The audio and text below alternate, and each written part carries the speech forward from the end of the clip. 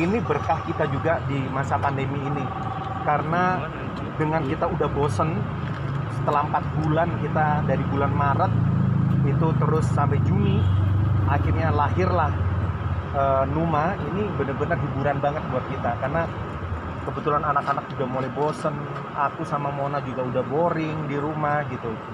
Akhirnya datang, hadirlah Numa ini, cukup membuat warna baru lah di rumah. Gitu. Akhirnya kita semua ikut ngurusin. Kalau mau mandiin semuanya ngumpul, kalau mau tidur di kamar gitu semuanya pada ngumpul.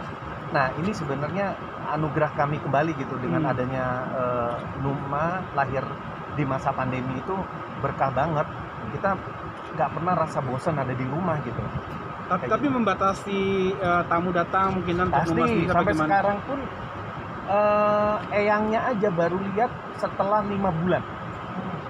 Jadi waktu lahiran sampai kemarin itu baru ketemu sama 4 bulan lah baru ketemu sama Numa dan beberapa saudara-saudara juga gitu, karena memang ya takut lah gitu ya. Sebenarnya bukan hanya bayinya, bahkan Mona aja kayak gini beberapa kali diminta untuk bintang tamu dia nggak berani.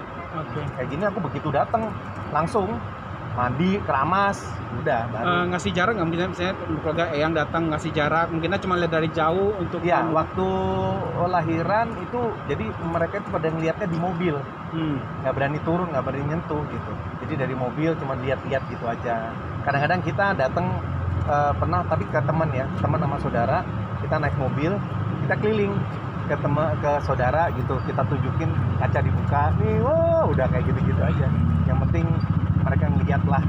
Tapi Baby lahir di era pandemi ini, keluarga ini khawatirnya seperti apa sih kalau betul? Kalau khawatir banget, karena memang ini pengalaman pertama aku dari keempat anakku ya. Jadi yang ketiga itu semuanya pada saat lahiran aku nemenin Mona. Mulai dari yang pertama itu normal, kedua sesar, ketiga normal. Ini normal.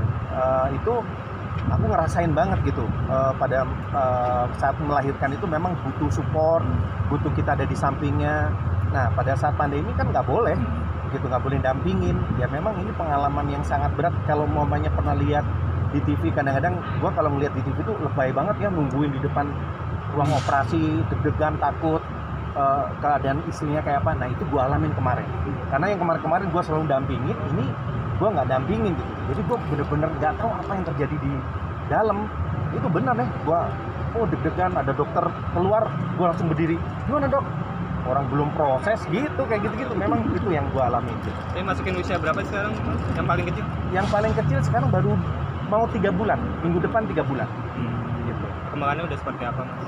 Sekarang udah bisa ngoceh, udah bisa tengkurap, banyak lah. Bisa, kalau kita sering tiktokan sama Nala gitu, dia suka ngeliat, ketawa. Kalau mamanya tiktokannya berhenti, dia reaksi gitu, kadang suka nangis gitu. Jadi banyak lah progresnya. Tapi udah diajak jalan-jalan keluar atau masih di rumah aja? Belum berani, di rumah, masih di rumah. Paling cuma berjemur aja gitu.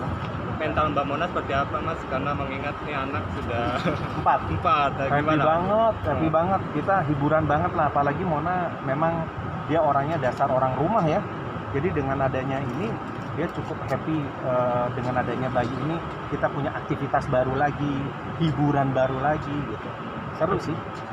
Makasih Mas Indra. Ya. Satu lagi dong Mas Indra, ada program-program yang terkendala nggak? Misalnya kayak program ASI dan segala macamnya gitu. Enggak, ASI alhamdulillah lancar. Insya Allah anak-anakku semuanya di atas tahun semua ASInya. Nala ini 2 tahun, yang nomor 2 juga 2 tahun gitu. Yang pertama doang yang cuma setahun.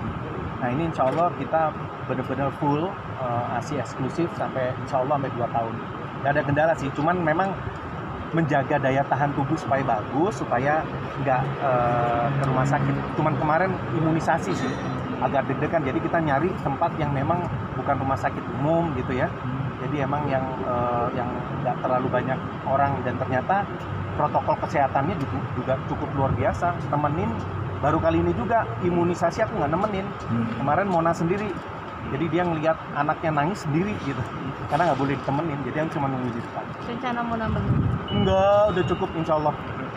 Tapi kalau kasih rezeki ya kenapa enggak gitu. Tapi kalau ini cukup dulu lah sementara 4 ini.